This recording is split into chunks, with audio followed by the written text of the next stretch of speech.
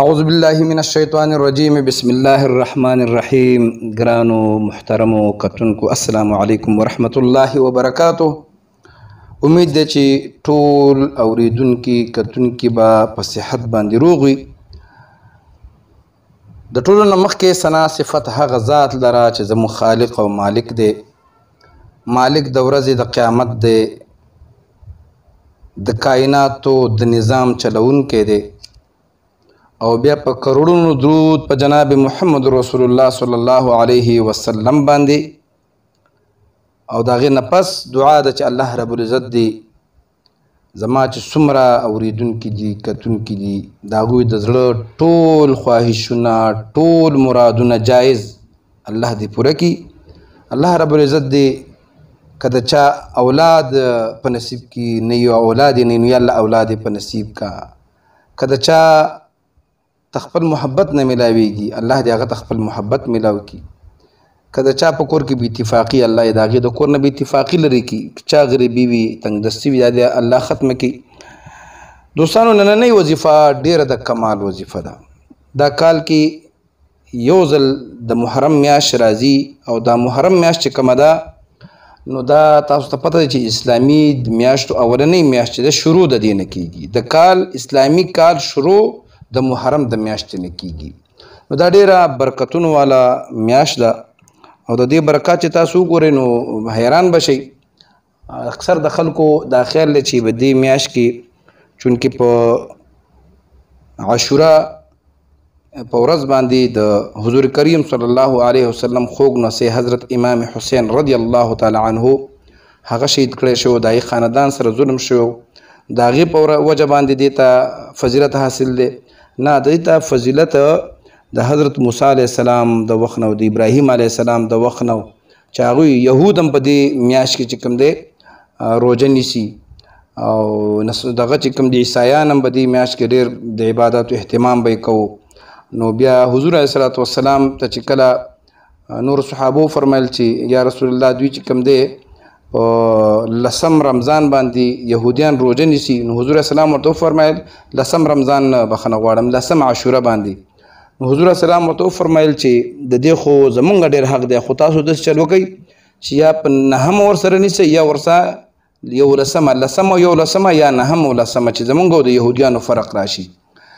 نو دا دومره بختوره میاشت ده، دومره برکتونو والا میاشت ده. دې چې به کوم وظیفه تاسو ته ښیم نو حیران به شئ ورته چې په دې وظیفه کې څومره برکات دي. چاته مې چې دا وظیفه ښودلې ده نو الحمدلله بیرته ما له راپورټ را کړی دی او الله رب العزت د هغه نه هغه تکلیف اوچت کړی دی، الله رب العزت د هغې نه غریبي ختمه کړې ده، د هغې چې کوم حاجت دپاره یې کړی دی نو الله وله پوره کړې ده. او دا داسې میاشت ده چې قیامت به هم په دې میاشت کې راځي چې کله د دنیا نه مکمل کلمه گو مسلمان ختم شي بیا بس د دې قیامت ورځ به راځي او یو اواز به وشي ټول خلک به مړه شي.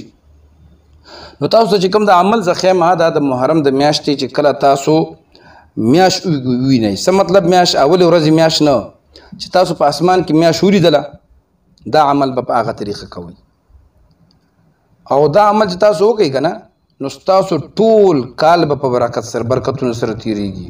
خو بس خبره د ویلو ده، الله رب العزت مشکل حل کولو والا دی او موږ ته یې ویلي چې تاسو ما یاد کوئ.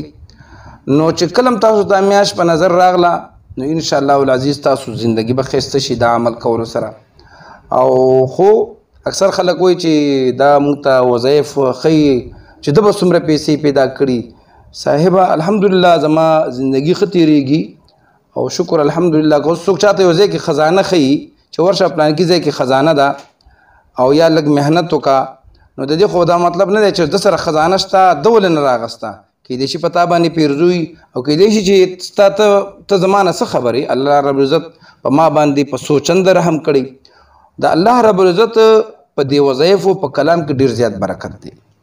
نو چې کلم تاسو ته میاشت په نظر باندې راغله نو دا وظیفه به کوي او یا ځل به د آیات کریمه وایي.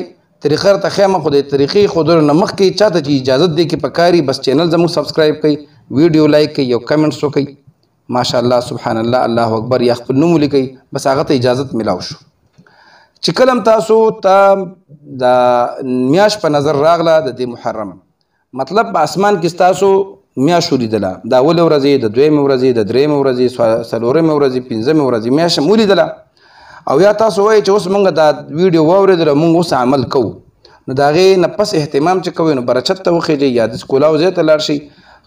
او که مجبوري نو بس بیا لاندې بس لاړ شئ، یو نظر باندې میاشت وګورئ، بیا راشئ کور کې د خپله وظیفه وکئ. نو دا تاسو هره میاشت کولی شئ، خو د دې محرم د میاشتې ډېر زیات برکت دی، د دې رزلټ ډېر بهترین او دې کې هم تاسو 14مې پورې کولی شئ. نو کله چې تاسو میاشت ولیدله نو تا کې به وم کتله یا تاسو میاشت کتلو د دې وظیفې اهتمام کوئ، نو هغې کې به څه چلو کوئ چې لاول به د میاشتې چې کوم دعا ده هغه ګوګل باندې وګورئ، سرچ یې کوئ، کم وظایفو کتابونو کې به وي اللهم اهله علينا بالامن والایمان والسلامة والاسلام ربي وربك الله، دا دعا به ووایئ. نو دا وظایفو کتابونو کې هم شته او په دغه کې هم شته، د ګوګل باندې هم شته. بیا به د هغې نه پس دا آیات کریمه چې تاسو ته په سکرین ښکاري، هو الله الذي لا اله الا هو الملك القدوس السلام المؤمن المهيمن العزيز الجبار المتكبر سبحان الله عما يشركون هو الله الخالق البارئ المصور له الأسماء الحسنى يسبح له ما في السماوات والأرض وهو العزيز الحكيم. دا بیا واورئ، دا دو آیاتونه دي. أعوذ بالله من الشيطان الرجيم، بسم الله الرحمن الرحيم.